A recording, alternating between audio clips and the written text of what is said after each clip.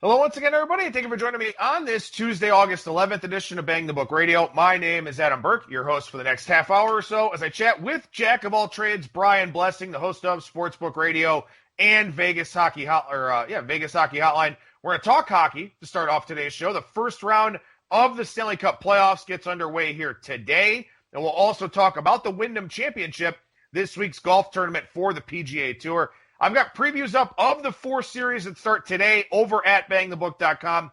Blue Jackets, Lightning, Flames and Stars, Hurricanes, Bruins, Blackhawks, and Golden Knights. Also a preview up for the Wyndham Championship, as well as this week's DFS value picks for the Wyndham Championship. And, of course, the daily MLB article posted over there as well. We'll have UFC 252 preview for you, and I'll cover the other four NHL series here today as well. And as you know, this and every edition of Bang the Book Radio, presented by our friends over at DSI Sportsbook, BTB, and the number 200 is that promo code. 100% deposit match bonus for the Sportsbook, 100% deposit match bonus for the live casino at BetDSI. It's only a game until you bet it. And lastly, Maddie and Tony over at footballcontest.com. They've been our proxy service for the Westgate Super Contest and also the Circus Sports Million. We'll be getting in the Circa Million probably this year, maybe not the Super Contest with the big overlay for the Circa Million. $3 million guaranteed prize pool, only about 180 or so entrants here so far at $1,000 a pop. So big overlay in the Circa Million. If you want to sign up for that, you have to have a proxy if you live outside of the state of Nevada. And Maddie and Tony over at footballcontest.com are our preferred choice. And once you use them, they'll be your preferred choice as well. With that, we bring on today's guest, Brian Blessing, the host of Sportsbook Radio and Vegas Hockey Hotline. Brian, how's it going today, man? All right, Adam, we got March Madness for hockey continues. It's great. Yes, sir. It definitely does. And we've got the first round here of the Stanley Cup Playoffs. Some people would probably say the qualifying round was the first round, but this is the official first round here. And before we get specifically into some series prices and these game one lines for tonight, Brian, something a lot of people are talking about and a lot of people are kind of wondering here. You look at the favorites in all four of the series that start today, the favorites in all four of the series that start tomorrow. Those are all the teams that were playing the round robin games. Some teams cared, some teams didn't. How do you feel about the early part of the first round here where some of these teams have already played with that sense of urgency, playing for their postseason lives, whereas others kind of had differing motivations in the round robin? Yeah, I think the teams from the round robin will be okay for the most part by design, and we talked about that there'd be more open ice in the round robin games, and it was all about working on your game and be ready to go. And clearly, those are good hockey teams.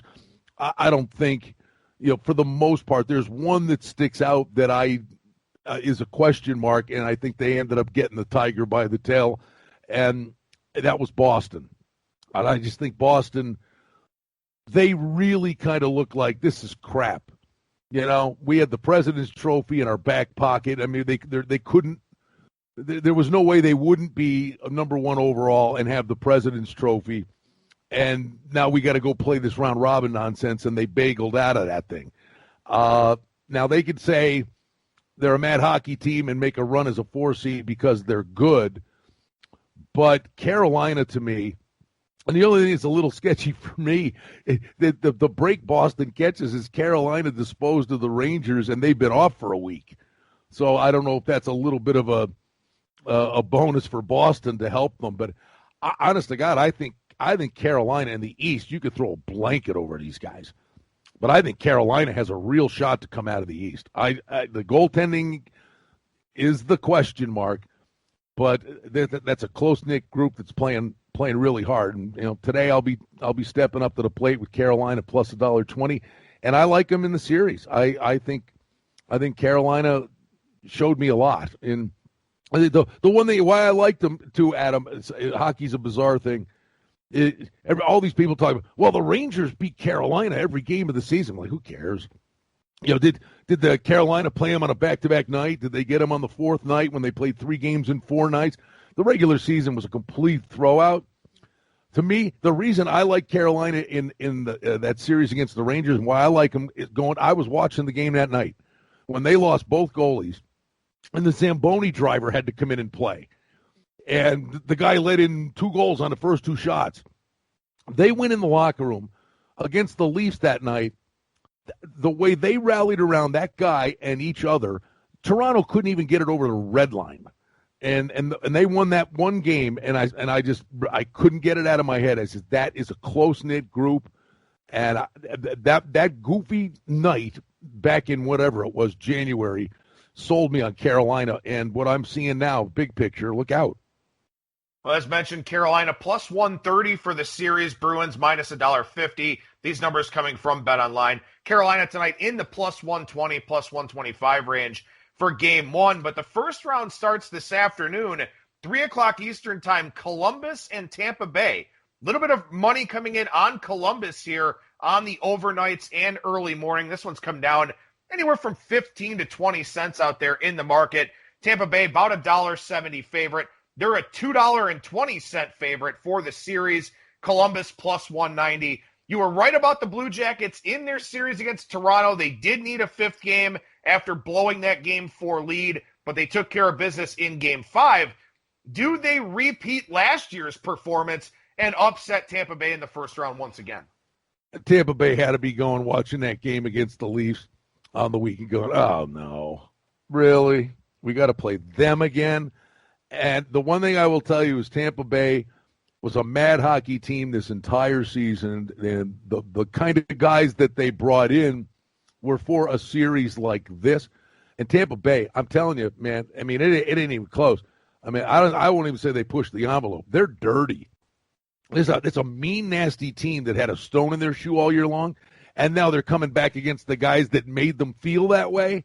This is going to be unbelievable, and Columbus's style is in your face. This, you talk about passion on display. What a way to start. Now, I'll say this. Is Columbus live? I think the answer is yes. But the series to me sketchy. I think Tampa Bay with the revenge thing to a degree. I don't know I can pull the trigger on Columbus for the series, but I will play them today, plus $1.55. And the reason being, people do this all the time in the playoffs. You know, a team gets forced to play a game 7, and then it goes to overtime. They go, oh boy, the team waiting for it. They're loving this. They want this thing to go to triple overtime. These guys will have nothing left in the tank. You know what? I'm telling you, people always go against the team that played in a game 7. I always go with the team that played in a game 7, albeit it was a game 5, but it was a deciding best of 5 series. I think teams carry the momentum into the first game, and then the air comes out of the balloon maybe in game 2. So I'll be on Columbus at the plus price today, but I'm leery of pulling the. Can they do it? Yes, but I'm not as convinced that they'll do it as I was. I really thought they would beat Toronto, and I was sick to my stomach the night they blew the 3-goal lead with 3 minutes to go. I mean, there wasn't a doubt in my mind Columbus was the better team. Toronto had the better players, but Columbus was the better team. I mean, look, I like Tampa Bay in this series. I may wait and see if this price comes down a little bit, try to get it when it sort of bottoms out some. Columbus got really good goaltending in the first round from both Jonas Korpisalo and Elvis Merzlikins.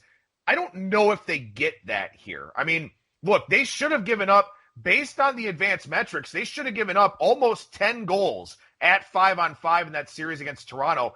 They gave up 3 because Korpisalo and Merzlikins were so good, because Toronto was snake-bitten a little bit, especially in Game 5. I mean, John Tavares had a million chances in Game 5, didn't bury any of them. So Columbus got the goaltending. I don't know if they get that goaltending here. Tampa Bay is a much better team in their own zone than Toronto is. When Muzzin went out for the Maple Leafs, it got very difficult for them in their own zone, even more difficult than usual. Tampa Bay is just a better all-around team. I don't think Toronto played bad in that series against Columbus at all. I think the Blue Jackets just got the goaltending. Well, had some good speed along the walls. Tampa Bay can neutralize both of those. Yeah, but why? What are you seeing that says you won't get the goaltending? I mean, either one of these guys. I mean, Merzlikins came in the game; they were down 3-0, and you needed a pistol to beat him, and he won that game. Then they come back with them, and they had the series won. They had the series won, and they fell asleep for 3 minutes. And then he turns around and he throws Korpisalo back in, and he plays amazing in Game 5. I believe in both of those goaltenders. I'm not worried about their goaltending. I'm just looking at natural regression. In terms of high danger chances, they were very, very good at getting saves. That's something I feel like probably regresses a little bit here. Again, I mean, look, Columbus, they work their asses off. Most nights, they are not the more talented team, but no. Tortorella makes them work hard. The problem is Tampa Bay, as you mentioned, some of the guys that they've brought in here are high work ethic guys, high character guys, guys that fill out the bottom six, stuff like that.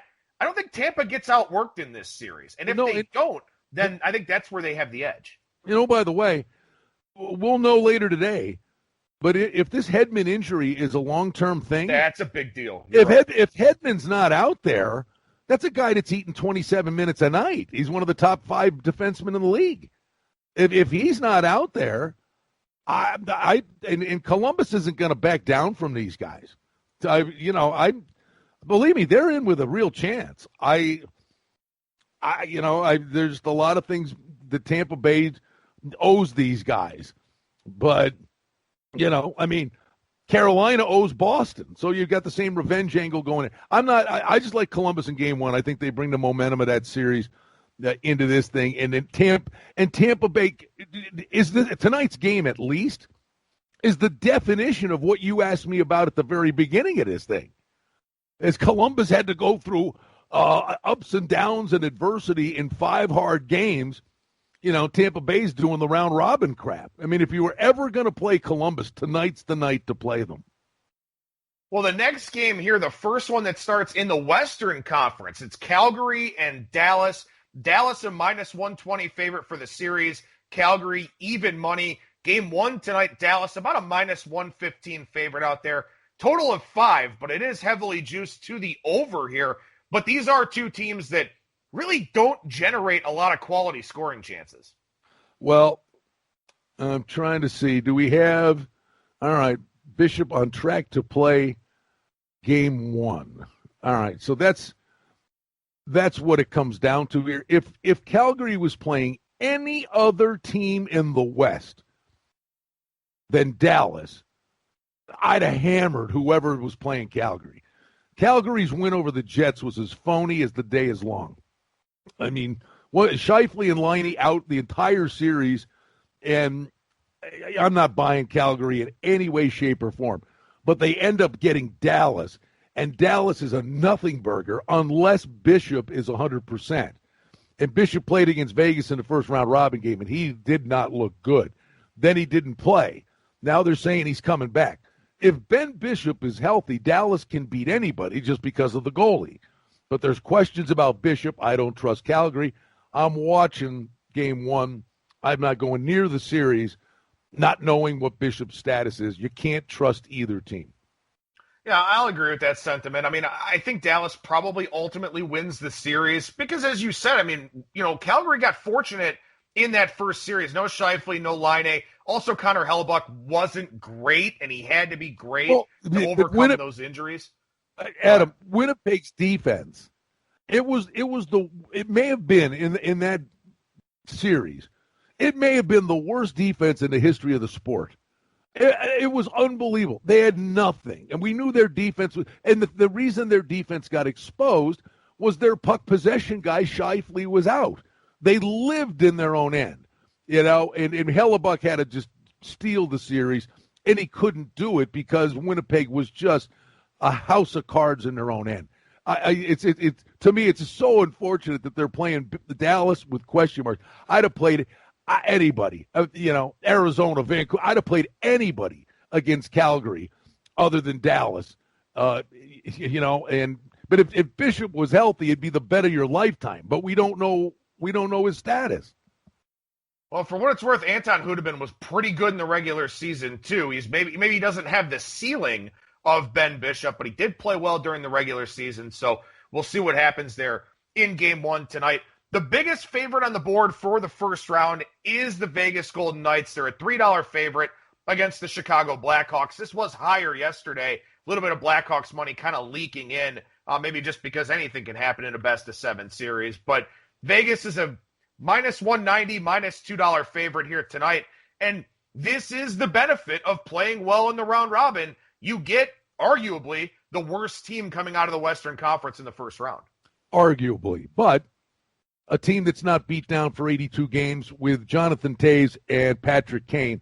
And right in front of your eyes, Kirby Dach, Kubalik, Strom, DeBrincat. These kids are growing up right in front of your eyes. And we think of Chicago as this old, decrepit team.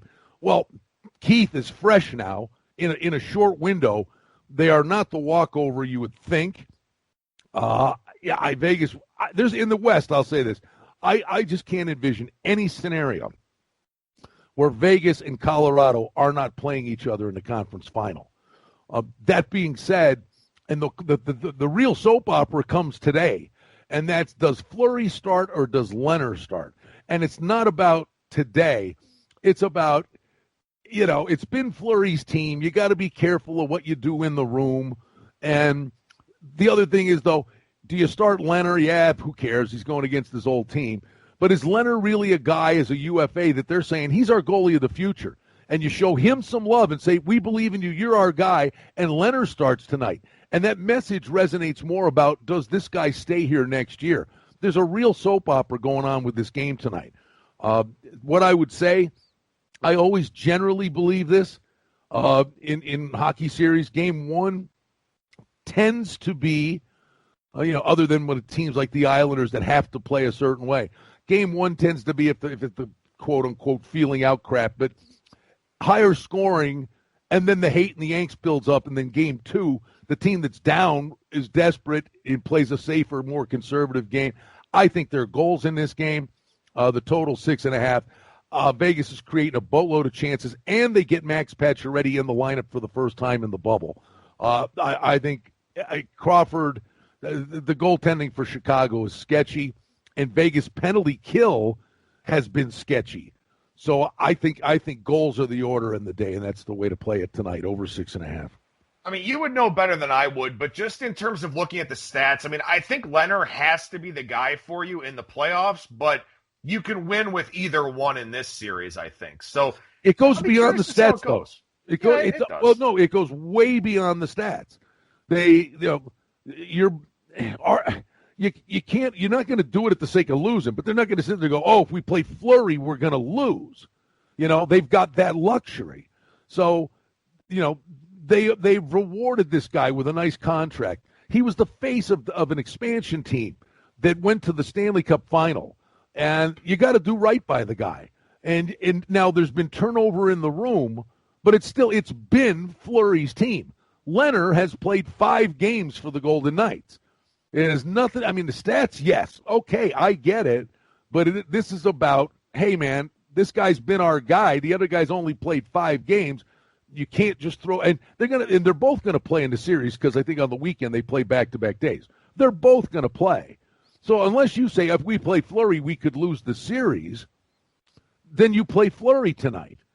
Or you play Leonard because you want him to know right now he's your goalie of the future, and you're already making your pitch to him as a UFA. I mean, I'm telling you, it's a hockey soap opera. Who starts this hockey game tonight? Because it's all about the big picture and what the organization's thinking is moving forward. So as we shift gears to Wednesday here, move back into the Eastern Conference, the Islanders and the Capitals. Obviously a very interesting series here. Barry Trotz going up against his former team, the team he won the Stanley Cup with a couple of years ago. Capitals minus 142 for the series, minus 130, 135 or so for game one.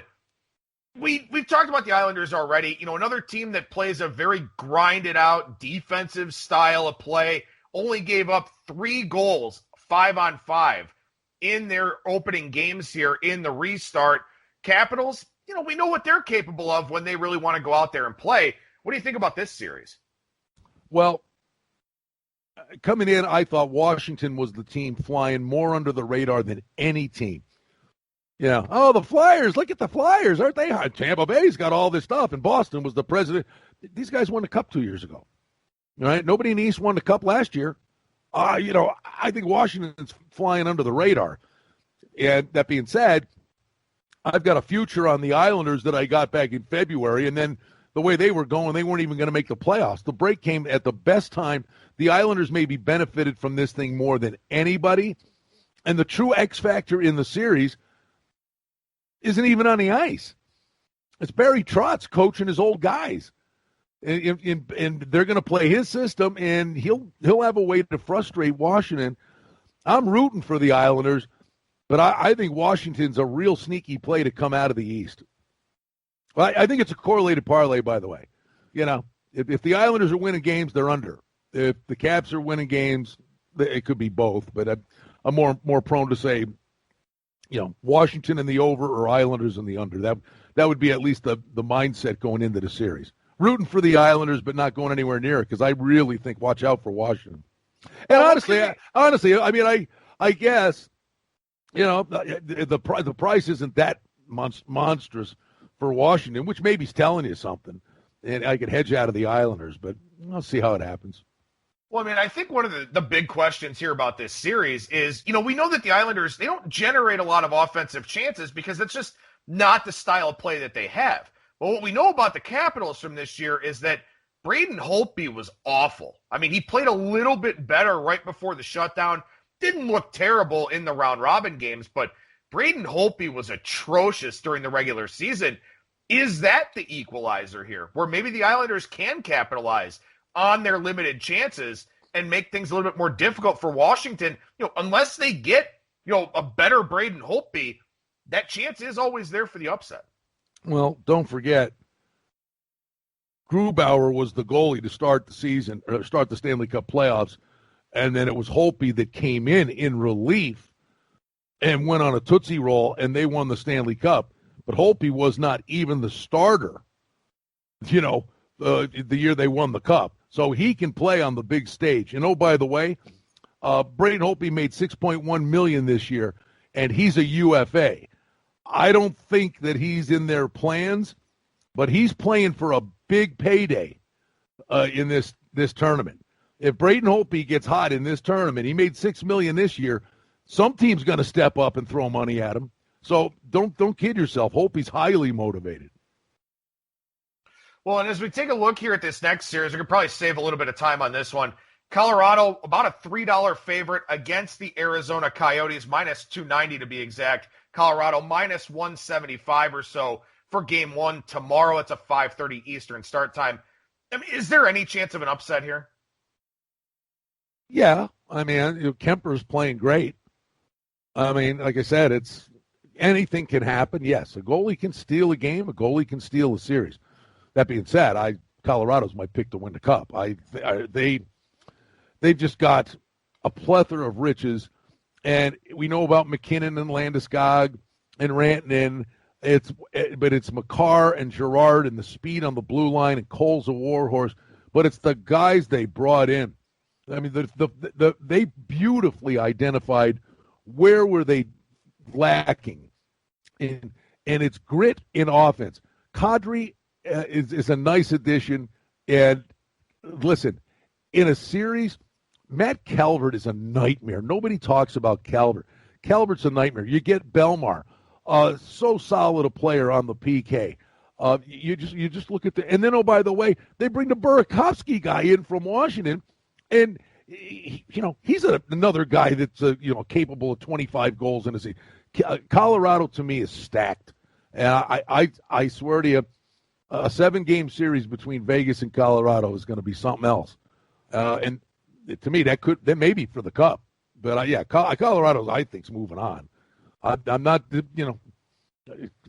Kemper's been great.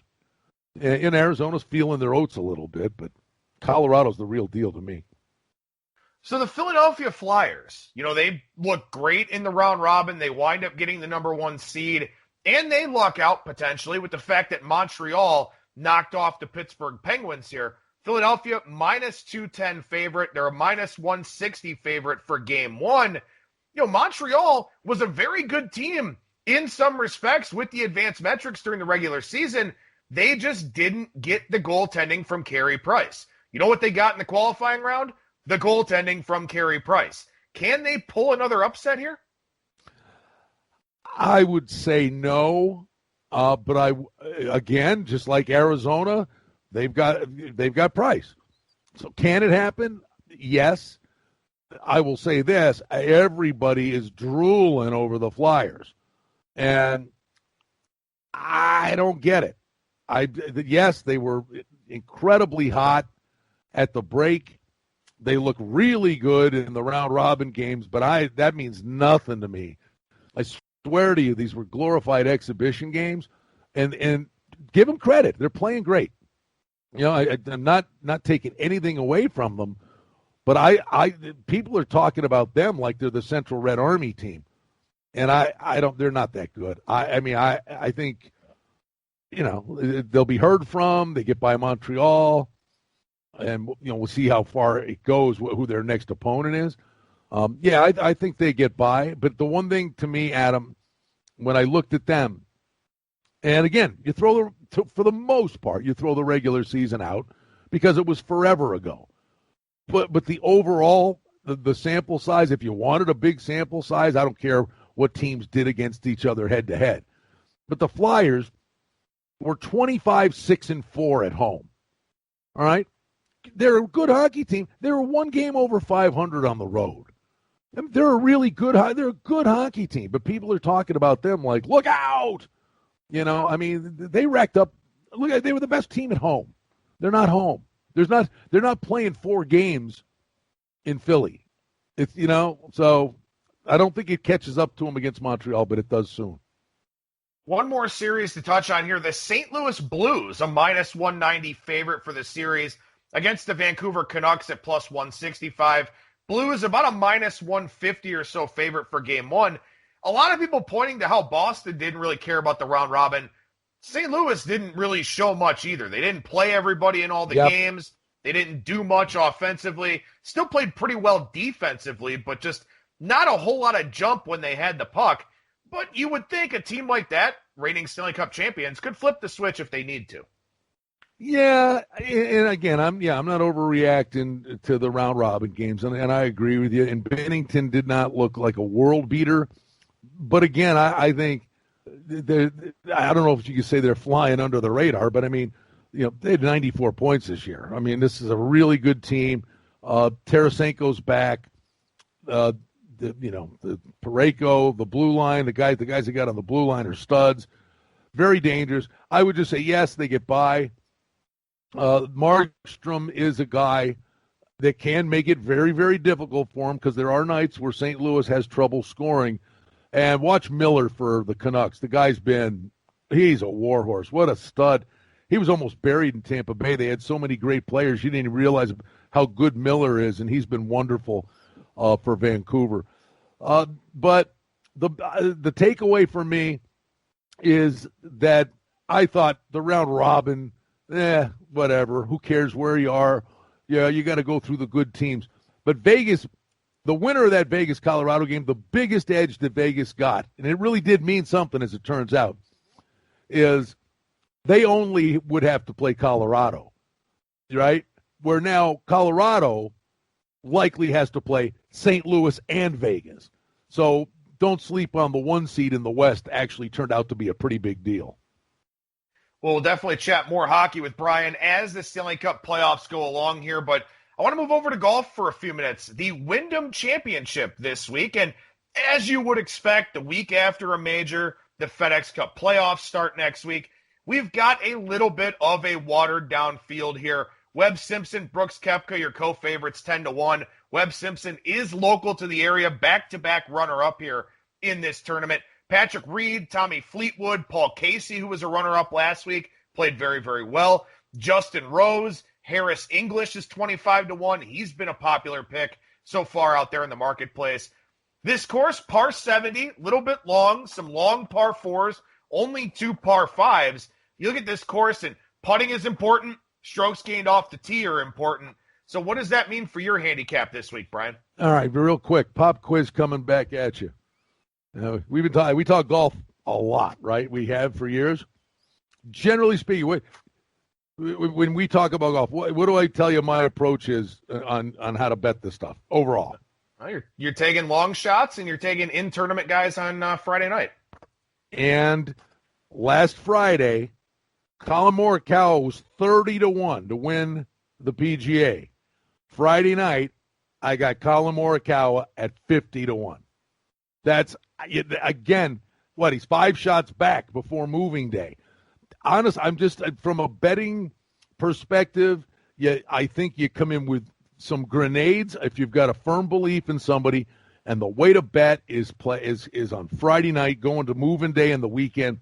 You get quality golfers at higher prices than they were before the tournament started. Now, for this thing, Webb Simpson is going to be a midfold. Anything in Carolina, yet Webb Simpson is the favorite at 10-1, and he's got 7 top 10s in this tournament. So we know he's going to be there. Koepka's 12-1. You know, he put his foot in his mouth with what he said about Dustin Johnson. You can't take away anything from what this guy's done. It was remarkable. I don't know why he put that undue pressure on himself. That comment was stupid. But he's playing for – the thing about this week, you got guys that have to play well to get in the top 125 because it's the final regular season event. And there are guys that are motivated to get in the top 70 now. So they're guaranteed to play 2 weeks. So it's all about the motivation. I got 3 plays, and one I've got a really strong opinion on, and we'll see. It's a guy that usually drives me nuts. Danny Willett is a monster price. He missed the cut at the PGA, but he's over here playing golf now on a regular basis, and his game seems to be coming back. He's at 149 in the FedEx Cup standings. I mean, he's got to have a top 10 finish if he wants to make the playoffs. So there's a guy that's motivated, missed the cut, which to me is kind of a benefit to get cross country earlier than the other guys and be there. I think a young guy like Taylor Gooch can make some noise at a balloon number.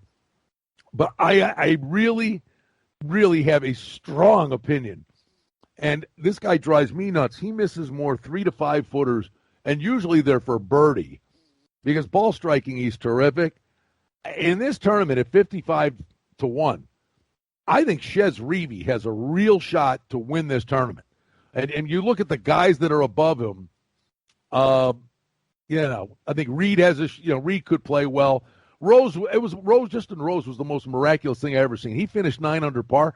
This guy probably hit the fairway 18% of the time on that course, and he shot 9 under. He was all over the place. Kisner in Carolina, 33-1. You know, you're getting Kisner because it's in Carolina. That's the odds makers are smart. But the guy that's like really consistent and he's always on the first page of the leaderboard is Chez Reavie. And with a depleted field, this is the kind of tournament I think this guy can win. And the price is a ridiculous overlay. Yeah, I'll throw out a few that I like here. I do like Harris English. I am, sort of the wisdom of crowds here this week with him. His price is down from 30 to 25. He's a guy that I kind of keyed in on pretty early. Good in strokes gained putting, top 40 in strokes gained off the tee, 4 straight top 20 finishes. So I do like Harris English. Also like Billy Horschel here this week. Kind of a horse for course profile, couple top 10s the last 4 years, 11th 2 years ago. Back-to-back top 15 finishes at Muirfield Village, so he's in pretty good shape.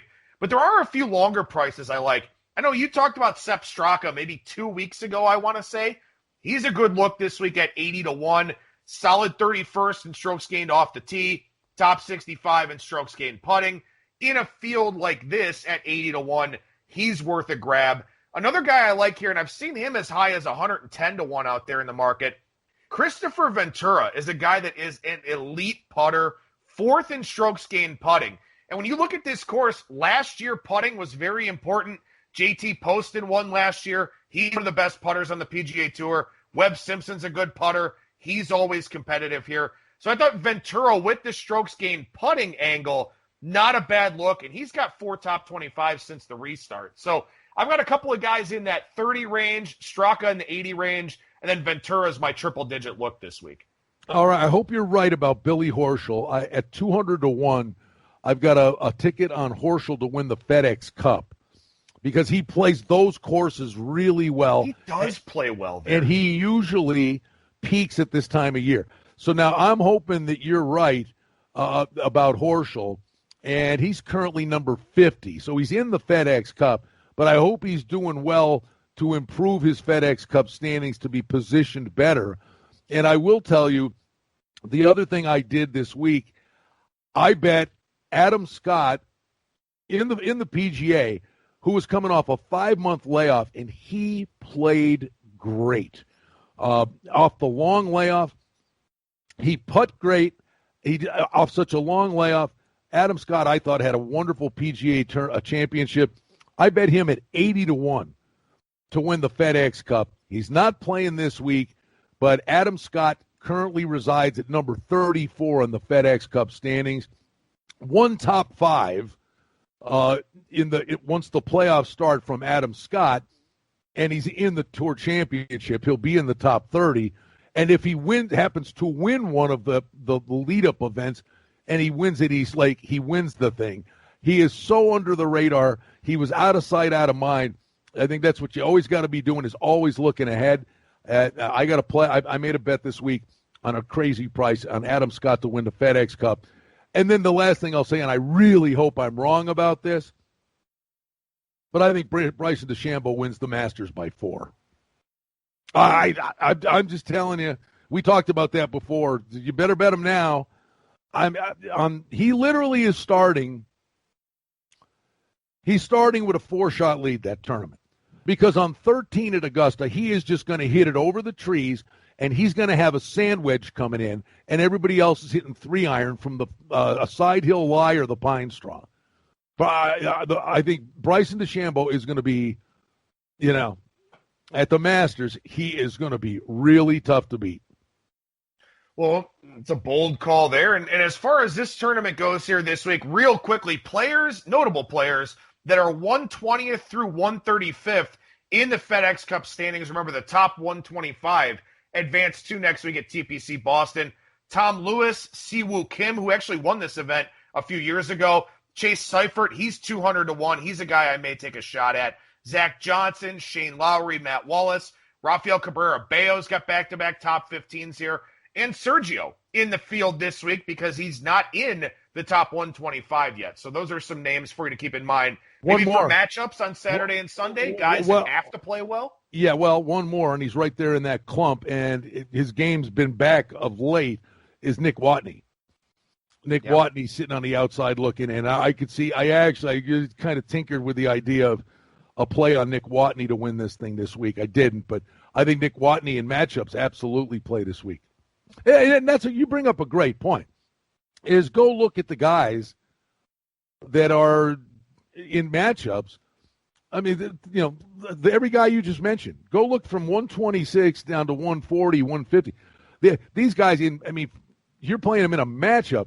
These guys are going out there knowing they need a top 10 or something to get the points just to make the playoffs. And so every shot will matter. In a matchup, it's like, I turn a page, I move on to the next tournament. Every shot matters to these guys for all 4 days. Those are the guys you want to play in matchups. Brian Blessing, the host of Sportsbook Radio and Vegas Hockey Hotline. You talk a lot of golf. Obviously, you talk a lot of hockey. Plenty of things for you to talk about here this week on the show. Oh, it's great. A lot of cool stuff. And, listen, horse racing, 'tis the law. Art Collector did the job this past weekend. We got the Kentucky Derby down the road. It's a great time of year. And the baseball, I don't know how they make up the Cardinals games, but, baseball seems like they're fighting through this thing. One little footnote to watch today to be interesting. I took a shot with the over in the Miami-Toronto game. It's the first game that will be played at Salem Field in Buffalo. And, it's a AAA park. It's a beautiful park. And they've done an incredible job. They kind of set it up like the NHL did. But instead of the fake fans sitting there, they've got the big Blue Jays tarp on the first and third base line. But don't forget, the studs for the Blue Jays today learned their craft in this ballpark. So I think Toronto maybe could go on a Tootsie Roll on the games that are played in Buffalo. But I think the dimensions are fine. But I think you might see a lot of runs scored in games played there. So today's the first kick at that, played the over in the Miami-Toronto game. Make sure you check out Brian's two shows, Sportsbook Radio and Vegas Hockey Hotline, KSHP.com. Also follow him on Twitter at Brian Blessing with the Golf Betting Podcast, the Hockey Betting Podcast, and also some appearances on VSiN coming up this week for Brian as well. Brian, always a pleasure, man. Thank you so much for joining me, and we'll talk to you again soon. Adam, as always, bud, I enjoy it. Have a good day. There you go. There's Brian Blessing. Make sure you follow him on Twitter at Brian Blessing to get all of his stuff. Does a lot of fine work out there in this sports betting space. Coming up on Thursday, new edition of the Bettor's Box, our MLB betting podcast. That'll do it for me. Thank you so much for listening, everybody, and I will talk to you again on Thursday.